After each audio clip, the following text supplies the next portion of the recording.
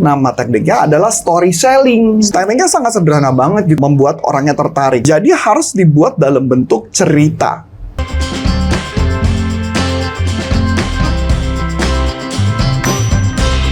Halo teman-teman semuanya, balik lagi sama aku Vika di Curhat Sales.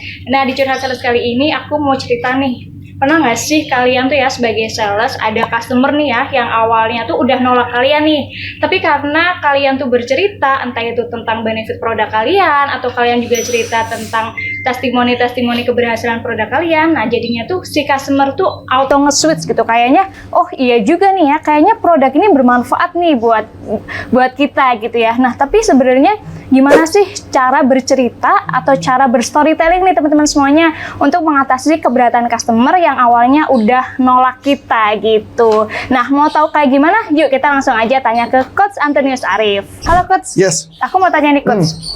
Kan banyak nih ya Coach ya, kasus-kasus yang aku temuin nih Coach. Nah, jadi tuh customernya itu nolak gitu Coach. Udah nolak sering sih Coach ditolak gitu ya Coach ya. Tapi normal. Iya normal ya Coach ya. Nah, tapi sebenarnya ada teknik baru atau teknik yang elegan nggak sih Coach buat kita mengatasi keberatan customer gitu Coach? Oh, teknik mah banyak banget ya, teknik banyak banget. Coach. Tapi yang mau saya sharingkan kali ini adalah dengan metode yang sedikit berbeda. Apa tuh Coach? Ya, karena kalau metode biasa kan banyak tuh, ada teknik yang di video ini udah banyak banget kan di channel kita tuh ada macam-macam. Ada teknik agreement kan ya, ada teknik bagaimana turnover, ada teknik bagaimana macam-macam dan sebagainya. Nah, tapi kali ini saya mau sharingkan sebenarnya ini teknik yang sebenarnya secara nggak langsung sering banget saya pakai. Yang nggak sadar itu menjadi sebuah pola ketika menghadapi situasi sulit. Saya pakai cara itu. Yang kadang-kadang ketika saya waktu ketika disuruh mengajar, saya sharingkan, saya cari tahu tuh teknik apa yang saya lakukan ya. Ternyata itu ada tekniknya. Nama tekniknya adalah story selling. Story selling ya Coach. Betul. Jadi ternyata ada ilmunya. Saya pikir kan cuma nanya. Ya kadang-kadang kan kita kalau namanya jualan kan di jam terbang ketika jualan, totonya bisa pakai cara A, cara B, cara C, cara D kan. Sales tuh ibaratnya kalau saya bilang tuh kayak kita punya perkakas. Iya. Begitu dibuka mau pakai yang mana, obeng kah, tang kah gitu dan sebagainya kan. Jadi banyak cara. Misalkan mau ngebuka skrup aja ada berbagai macam cara. Ya, betul. Iya, betul. Nah, jadi kadang-kadang ada situasi tertentu yang pakai cara ini oh nggak bisa. Pakai cara itu, oh nggak bisa, tapi tercari, oh bisa gitu. Jadi, kenapa seorang sales yang jago adalah seorang sales yang punya banyak tools. Nah, ini tools yang mau saya sharingkan nih. Saya tuh aneh gitu ya, jadi kalau punya kebiasaan, ketika ada orang tertentu bertanya sesuatu, apalagi kalau, ini saya perhatikan ya, di B2C, berarti kayak kita langsung ke customer, itu berjalan banget dengan baik, gitu ya. Maupun ke B2B, itu berjalan dengan baik gitu loh. Khususnya kepada barang-barang yang berkaitan dengan industri atau pada saat ketika ada barang-barang baru yang kita coba masuk ke market dia, tapi ditolak. Misalkan kita ambil contoh ya, barang baru. Misalkan saya punya produk baru, saya mau tawarin ke toko. Nah, toko itu pasti nggak mau tuh. Kenapa tuh Coach? Ya kan pasti mereka ngerasa barangnya belum tentu laku. Oh iya benar-benar. Ya nggak atau minta konsinyasi, consignment dan sebagainya. Nah itu pakai teknik story selling tuh jalan banget gitu loh. Atau ketika saya jualan juga pernah ke corporate, begitu ditanya sesuatu dia bilang dia sudah punya sesuatu, saya pasti pakai teknik story selling dan terjadi perubahan. Tekniknya sangat sederhana banget gitu ya. Jadi kalau misalkan dia lagi berbicara sesuatu, nah saya mendadak bisa ngomong gitu sesuatu yang membuat orangnya tertarik. Misalkan ambil contoh lah, dia bilang misalkan contoh ketika masuk ke corporate dia bilang, oh saya sudah punya vendor. Wah menarik tuh Pak. Kalau Bapak sudah punya vendor, Pak. Nah, boleh saya sharingkan nggak nih, Pak? Ini ada sesuatu yang menarik. Nah, kemudian setelah itu saya sharingkan pengalaman saya, cerita pengalaman customer saya yang juga kebetulan punya vendor dan akhirnya memakai produk kita. Dan lucunya nanti mereka jadi, oh gitu ya? Iya juga ya. Oh iya juga ya. Nah, ini yang menarik gitu. Kenapa sih pakai story kok orang bisa lebih kena dibandingkan kita bersilat lidah? Karena persepsi orang kalau sales ya, namanya sales gitu, kalau diajak ngomong udah pasti bersilat lidah. Gitu ya. Oh, gue udah punya vendor. Iya, Bapak punya vendor kan. Tapi kalau belum pakai produk gua mah berarti Bapak belum sah tuh, Pak. Nah, itu kan cara sales jualan. Atau kadang-kadang ngomong Wah, saya nggak punya duit. Wah, kan duit nggak bunyi. Wah, itu sales yang level bawah tuh. Gitu kalau sales yang ngomong kayak gitu. Tapi sales yang makin ke atas, gayanya udah konsultan. Elegan gitu ya. Elegan. Sama aja kayak ke dokter misalnya gini. Ibu sepertinya harus dioperasi. Orangnya nggak mau dong.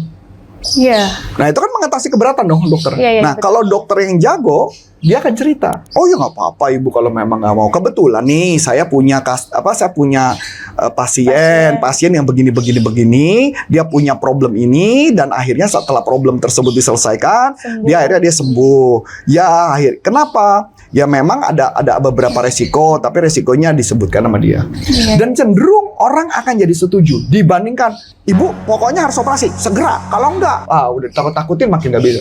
Sama aja kan kayak sales kan. Iya, Ketika kita bilang masalah ibu harus cepat diselesaikan. Kalau saya enggak gimana? Wah ini bahaya bu. Kan namanya maksa ya. Iya. Akhirnya customer bete. Jadi harus dibuat dalam bentuk cerita.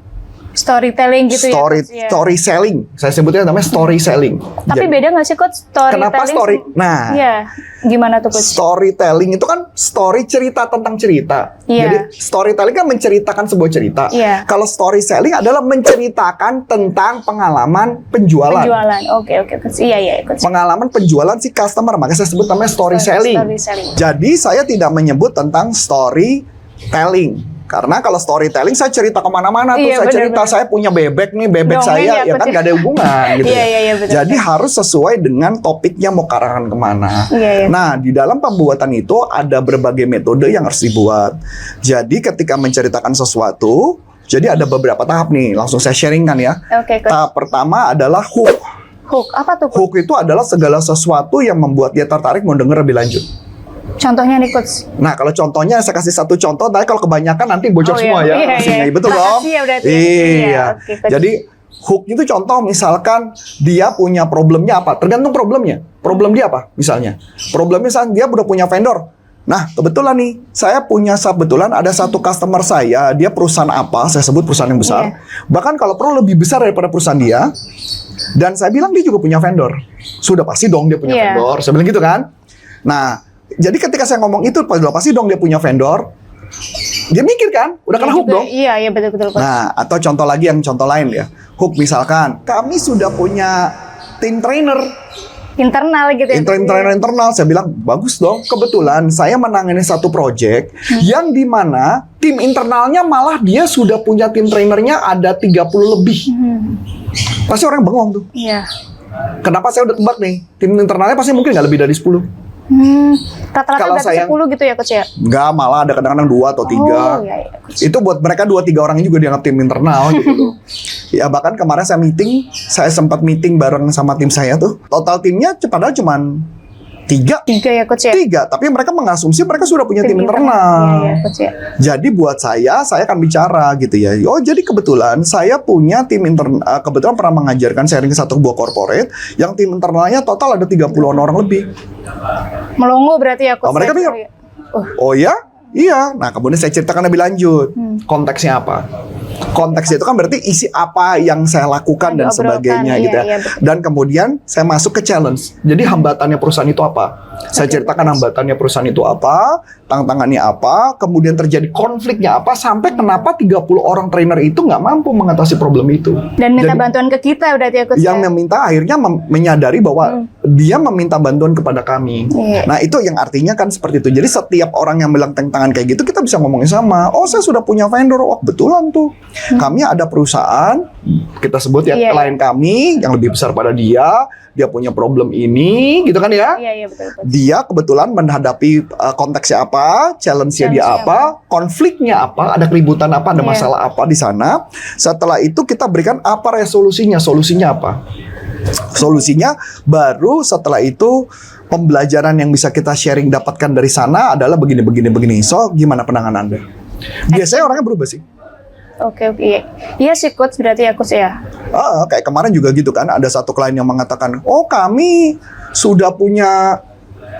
selama ini semua di internal gitu kan. Iya. Oh kami selama ini tidak pakai vendor dari luar. Ya udah langsung kita ngomong. Dan biasanya begitu. Jadi misalkan challenge lagi apa? Misalnya setelah itu, oke, dia rasa terbutuh. Nah kita bikin meeting. Jadi kalau namanya corporate, meeting itu kita harus maju ke depan. yang namanya micro commitment sebenarnya. Jadi kalau mama lu udah deal satu nih, kemudian lu harus bikin closing kecil, yaitu supaya ada ketemu dengan orang kedua, ketemu dengan orang ketiga, ketemu dengan orang empat. Kenapa sih ketika meeting itu menjadi tidak urgent? Karena dia merasa tidak ada urgensinya kepentingan buat dia. Atau mungkin dia juga belum sadar sama kebutuhan dia berarti ya Coach ya? Tugas sales lah yang membuat sadar. Iya. Iya dong, kalau disuruh dia sadar mah misalkan Kelamaan ya, Coach, ya? oh iya, Icang nih perokok, suruh dia sadar, sama yang mati juga dia nggak sadar-sadar gitu. Iya, Jadi mesti dibuat sadar gitu kan. Siap. Nah itu contoh kebetulan ya, kita Coach, contoh ya. ya kalau contoh sebagai seorang perokok. Jadi paling gampang buat kita. Nah kalau kita nunggu customernya biar sadar, ya ampun sampai gua resign juga kagak sadar-sadar dia. Iya Coach ya. Masuk akal? Masuk akal. Itulah tugas seorang sales, bagaimana membuat dia sadar dia butuh gitu. Clear? Clear Coach. Oke, thank you Coach. Nah, aku mau bagi-bagi ebook gratis nih. Ebooknya 3 teknik atasi keberatan. Nah, caranya gimana? Caranya gampang banget. Kalian tinggal klik link di description box di bawah ini, atau kalian juga tinggal kunjungi di kolom komentar pertama, tinggal isi nama, nomor telepon, dan juga email. Nah, nanti kami akan kirimkan melalui email ya. Oke, kita akhiri sampai di sini. Saya Vika. Saya Coach Antonia Syarif. Salam performance. Bye-bye.